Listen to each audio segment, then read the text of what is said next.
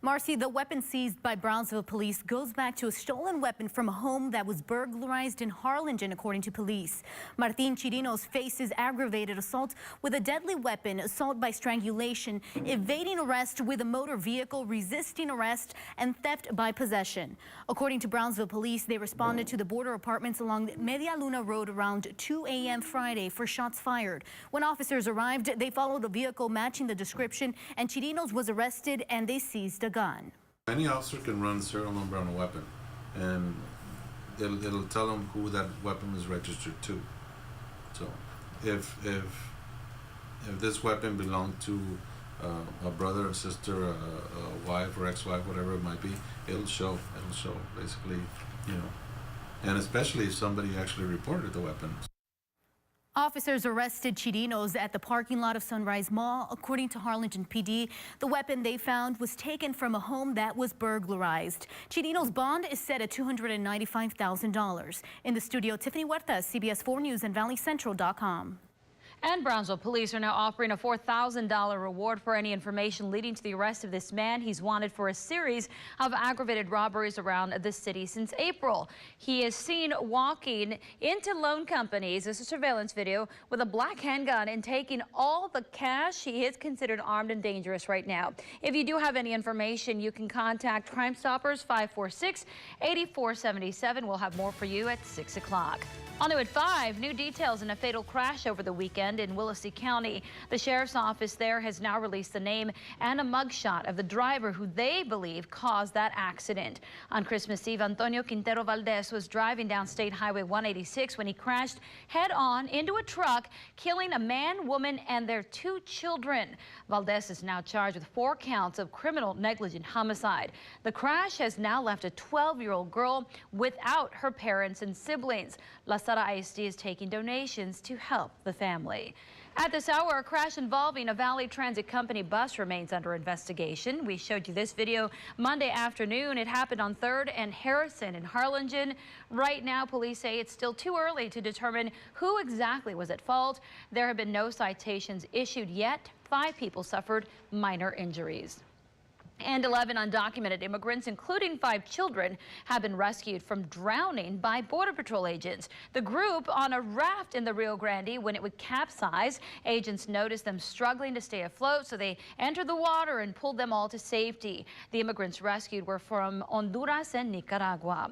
And we are talking about a new year right around the corner, Victoria. And as we prepare for many celebrations, we have to prepare weather-wise. We do. And over the next couple days, it's really going to be that fog this last week of the year that we're going to be dealing with, at least for tomorrow morning, Wednesday morning, and even into Thursday morning. Right now, everything looks good across the majority of the valley, but where we are seeing visibilities that are reduced is around the South Padre Island area back over towards Port Isabel. That's where it's down to about, 1 mile to 8 mile visibility. And you can see here that over the last few hours in our time lapse, man, you just can't see very much out there. It almost looks like a haze mixed with some fog, and that's what we've really been dealing with. We've also seen temperatures running about 10 to 15 degrees above average right now, 85 in McAllen and Edinburgh, closer to 80 along the 77 stretch. And overnight tonight, well, that fog is really going to thicken up. Coming in just moments, we're going to review your hour-by-hour look at the overnight hours and show you when the fog will really start to develop across the rest of the valley and where it'll be the thickest. President-elect Donald Trump and President Obama are arguing over who would have won in a hypothetical matchup between the two of them. The war of words comes after President Obama pledged to make his successor's transition to the White House as easy as possible. CBS's Juliana Goldman reports from Washington. I think she looked and said, well, given my opponent and the things he's saying and what he's doing, we should focus on that. While admitting to Monday morning quarterbacking, President Obama told David Axelrod on his podcast that Hillary Clinton underestimated working-class America. The president said he would have been able to beat Donald Trump with a message of diversity and tolerance. If I had run again and articulated it, I think I could have mobilized a majority of the American people to rally behind it. There is a sense, obviously, that some communities have been left behind from the recovery, and people feeling anxious about that. In response, Mr. Trump tweeted, President Obama said that he thinks he would have won against me. He should say that, but I say no way. If you succeed, then the country succeeds. After their Oval Office meeting last month, Mr. Trump said there are pieces of Obamacare that he'd like to keep. Earlier this month, he said he's consulted the president on cabinet picks. I will always make myself available to him, just as previous presidents have made themselves available to me. But on foreign affairs, the two have been less diplomatic. As the president acknowledged, he warned Russian President Vladimir Putin about meddling in the U.S. election. Mr. Trump tweeted, "If Russia or some other entity was hacking, why did the White House wait so long to act? Why did they only complain after Hillary lost?"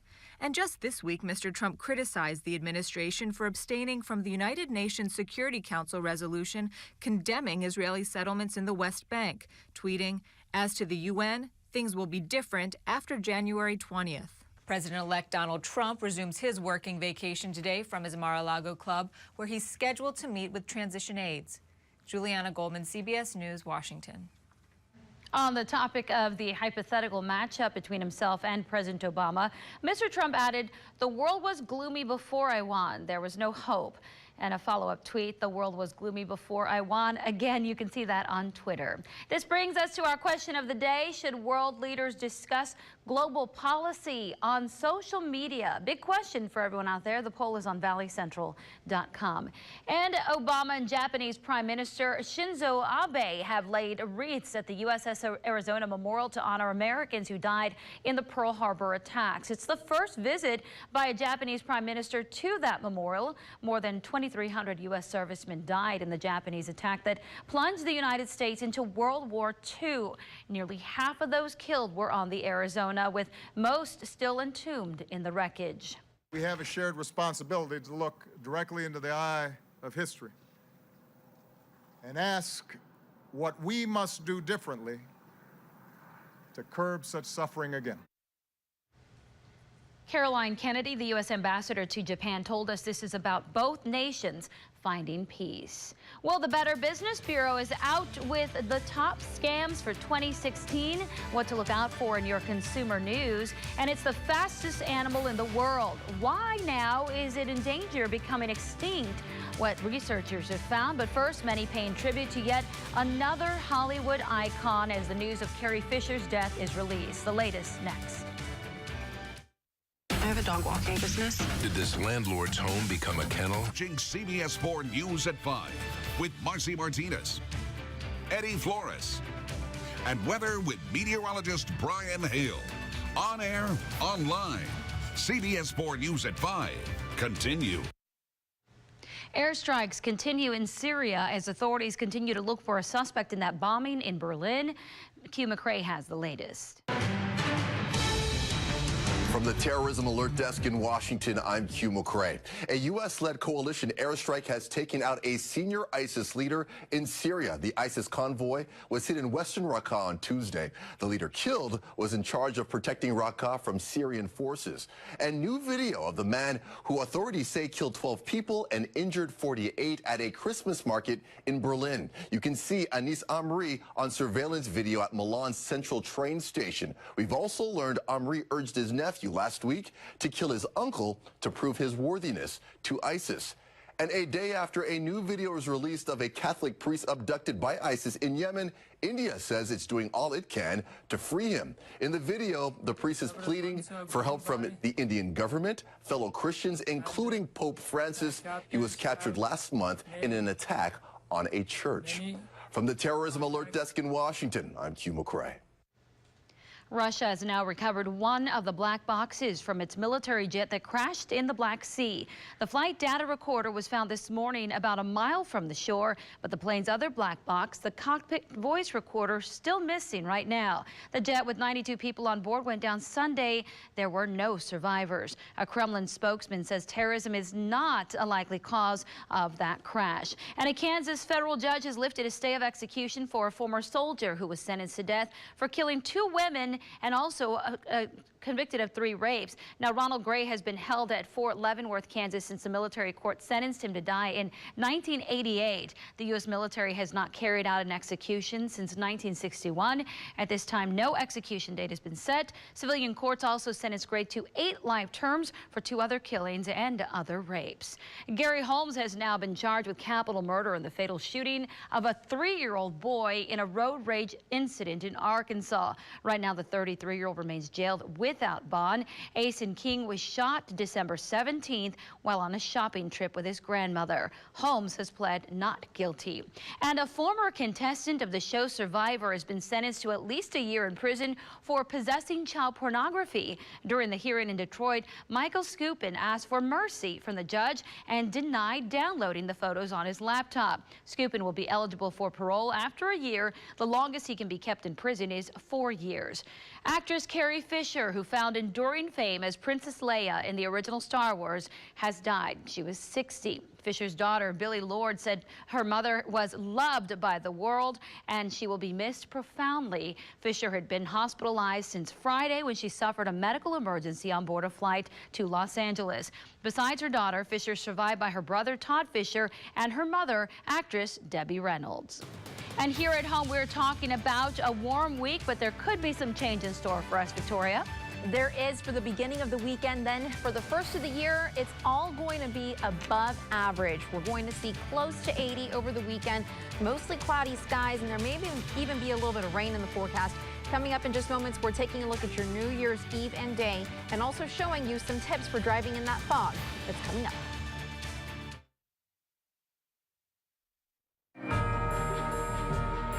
With class exclusive 4. And now, Storm Tracker 4 with meteorologist Victoria Marshall. Welcome back, everyone. In your weather headlines for the next couple days, expect that dense fog to stay with us at least in the morning hours of tomorrow into your Thursday. And things are going to stay warm as well before a cold front does sweep in from the north, and that will bring some changes to your forecast by Thursday and into your Friday. They won't last for long because that New Year forecast, well, it looks very warm across the area. Right now, there's a dense fog advisory in effect until tomorrow morning at 9 a.m. for all of the coastline, and here's why. This is what it looks like over at South Padre Island at this hour. You can see the sun pretty well in the background, but that's about it. And this is looking west towards that causeway. Can't see much out there. All you can see is sort of this haze and fog combination that's happening out there. So we really encourage everyone to be extra careful if you're heading towards the island. We're going to talk a little bit more about the fog and how widespread it'll be across the valley tomorrow in just moments. But first, it's warm out there right now, about 80 degrees along Highway 77, stretching down towards I-69E. I-2 from Weslaco into McAllen, about 83 to 85 degrees. And out west in Starr County, you're sitting at around 83 to 85 degrees as well. We have seen a few isolated showers get going this afternoon, but that's what they're going to remain as. Very light isolated pockets of light rain. In some instances, you could see some moderate rain for very brief periods of time into the overnight hours. But what we'll really see tonight picking up is going to be that fog, and that's going to be the main concern. Mostly cloudy skies, about 70 degrees tomorrow morning. You'll see muggy conditions with winds that will be light and relaxed. And that's what's really going to allow for this widespread dense fog to form by tomorrow morning. Visibility below 1 mile can be expected. It is going to be the thickest near the coast and most dense between the hours of 4 a.m. to 9 a.m. I also think it's going to be mainly confined to our 3 eastern counties, Hidalgo, Willacy, and Cameron. You'll want to use your low beams. You'll want to leave extra early. The fog will burn off by about 10 a.m. It'll be replaced by partly cloudy skies tomorrow afternoon. And after that, we're going to see Thursday a cold front sweep in. And you'll notice that it'll bring about a 20-degree temperature drop in terms of high temperatures from Wednesday to Friday. And that quick look at that extended forecast where the weekend's always in view. The front makes its way through on Thursday. Left behind very quickly will be those cloudy skies, isolated showers, and even a few stretches of moderate showers will not be out of the question as we head into your Thursday. So here's that front sliding in. You see that wind shift to the north. You see the partly cloudy skies through 9 a.m. becoming overcast skies by 10 a.m. with patches of showers. Temperatures about 77 degrees. You can always get this forecast anytime, 24 hours a day, 7 days a week on that weather app. We're at 67 Friday. By the weekend, 80 with scattered showers possible. Well, cheetahs, the world's fastest land animals, are racing toward extinction. Scientists say right now only about 7,100 cheetahs remain in the world.